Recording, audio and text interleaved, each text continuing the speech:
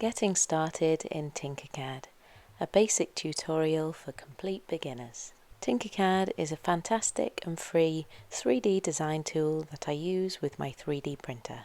When beginning with TinkerCAD, the best place to start is basic shapes. So simply click on there and you can scroll up and down through these basic shapes. To select one, click, hold and drag to the center of our workspace here. Imagine this as the table in front of you. Click on the shape and then use these corners to drag to the correct dimensions. There is more than just basic shapes available within TinkerCAD. You can click on the search button, type in what you might be looking for and see what the search comes up with. I would like to design an egg cup with some chicken feet, so I can go on the characters here and see what I can find, and there are some chicken or some bird feet, and I can add these in and change the dimensions as before. You can zoom in and out of the workspace using these plus and minus buttons, or on the mouse you can scroll up and down. If you left click and hold, you can move the mouse and rotate and see all the way around your objects. This way you get a better view and you can get in a better position to move your items together. I've duplicated this foot by pressing Ctrl+C, Ctrl+V. Hover the cursor over the item and it gives you that option to rotate, and you can rotate either by typing in the value or manually move it to the required position like this. Before designing anything definite, I recommend just bringing some shapes in and having a good play.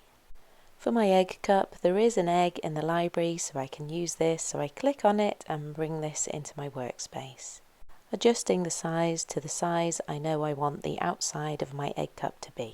I would like to raise the egg up, so this little red dot will make it longer and taller. This teardrop lets you take hold of the item and raise it off the surface. I'm working in millimeters, so it's currently 3 millimeters off the surface. That way I'll have my little egg base below it. Always make sure you keep going back and checking your whole design. Keep looking at it from all angles, so you hold down, left click and move the mouse. All of these items here are solid objects, but as you can see you can also make them hollow or as a hole, as it says here. I want to make the egg shape hollow, so I duplicate the egg and on this second one I click hole. I'm shrinking it down to the required size, and this will allow me to make my egg hollow. Select the two egg shapes by dragging and holding, and then we go over and click Align and center these on all axes like this. The two eggs will then align. If I wanted to align these with the other items, I could have selected them all, clicked on the pink bit at the bottom as the master and aligned them all to that. Then they would have all aligned with the pink shape. My egg here is now hollow. I'll just go back and align all the items where I want them. If I was going to design another one of these, what I do is do all the pieces that need to line up and line them up first, and then add in those little feet after I'd got everything aligned. But it's no problem, we can take these feet and move them into place, and as we move them we can have a good look round and see exactly where we want to place them. For these it's really easy to do from the underside, and TinkerCAD is really helpful that all these items come different colours. So it's easy to identify any little mistakes like this. As we had a little gap there, I just need to move these closer in and make sure there's no little gaps in my design. I'm really happy with how that's looking, so I can now turn this into the egg cup and chop off the top.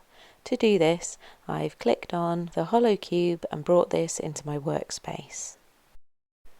Zooming in and out and looking at it from different angles, as you see here it's far off our little workspace, so we can zoom out and find the little cube and then stretch it just like this and pop it in place. If you clicked a shape that you want to make into the hole and it's a solid object, you obviously have the option there to click hole, and in a minute you'll see the magic happen. I lift it off the surface to get the correct height of egg cup that I wish, which is that measurement there, and then I'm going to click group, and as these group, that hole hollows out and it takes off the top to reveal my egg cup shape. To take the excess of the legs off the feet, I made sure that I grouped the inner egg hole with these, and that took off the top and it gave us the nice hollow on the inside like this. Once you have a design that you are happy with, you can save it by clicking export. You want it as an STL file and it is then saved. I've designed this to print on my 3D printer, so I need to slice it, so I bring it into Cura for this. It's very easy to do. Import the file that you just created. It appears in the center. You make sure you select your printer. Mine is a Creality, and then you simply click slice. Then you want to save it onto your USB stick. Remove the file, and then we're ready to take it over to our 3D printer. I have the Creality Ender 3 S1 Pro from Geek Buying. It really is a fantastic 3D printer. I upload the file and my design can be printed.